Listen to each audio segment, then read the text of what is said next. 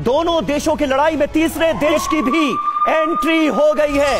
Israel फिलिस्तीन युद्ध में लेबनान की एंट्री, यह इस वक्त की सबसे बड़ी खबर। लेबनान का इजराइल पर मोर्टार से हमला, देखिए इजराइल पर हमला कर दिया है। लेबनान ने मोर्टार दागे गए हैं इजराइल की सरजमीन पर। दक्षिणी लेबनान से इजराइल पर इन ताजा हमलों को अंजाम दिया गया, जिसकी एक्सक्लूसिव तस्वीरें इस वक्त TV9 भारतवर्ष पर आप देख रहे हैं। आईडीएफ ने लेबनान पर जवाबी हमला किया है, लेकिन इजराइल के खिलाफ अलग अलग मोर्चों से ये जंग लड़ी जा रही है, ऐसा अब साफ तौर पर नजर आता है। हमास के हमले जारी हैं और अब लेबनान की तरफ से भी मोर्टार दागे गए हैं इजराइल के ऊपर। दक्षिणी लेबनान से इजराइल पर हमला हुआ है।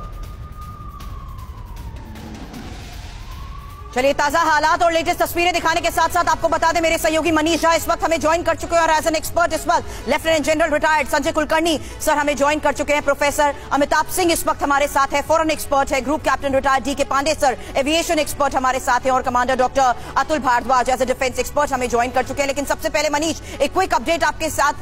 हम TV9 भारतवर्ष एक एक लोकेशन के बारे में ये जानकारी दे रहा है। अब युद्ध का दायरा जिस तरीके से बढ़ता जा रहा है, मनीष क्या जानकारी अभी फिलहाल मिल पा रही है?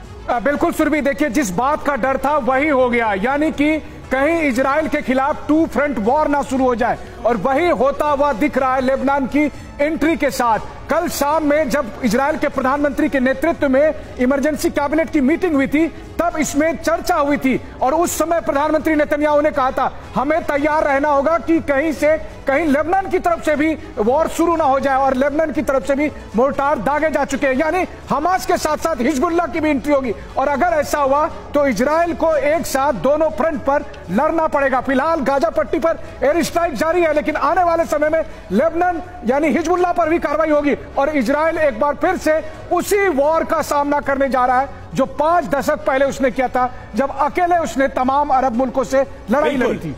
बिल्कुल बिल्कुल, हिजबुल्लाह और हमास अगर एक फ्रंट पर आकर इजराइल के खिलाफ ये लड़ाई लड़ते हैं तो इसका अंजाम क्या हो सकता है ये समझेंगे। लेकिन इस बीच एक और बड़ी खबर, इजरायली सेना ने गाजा में तबाही मचा दी है। 11 मंजिला अल अक्लॉक टावर पर हमला किया गया है। अल नस्र में इजरायली सेना ने हमले तेज कर दिए हैं और वहां पर अल अक्लॉक टावर को निशाना बनाया गया है, जो कि 11 मंजिला टावर था। तो इजरायली सेना ने भी अपने हमले तेज कर दिए हैं। लगातार एयर स्ट्राइक की खबरें गाजा सिटी से भी सामने आ रही हैं। ये देखिए TV9 भारतवर्ष पर एक्सक्लूसिव तस्वीरें इस वक्त आपके सामने हैं। गाजा शहर को जिस तरह से निशाना बनाया जा रहा है, इसमें भी बड़ी तबाही हुई है। इजराइल पूरी तरह से बदले के मूड में।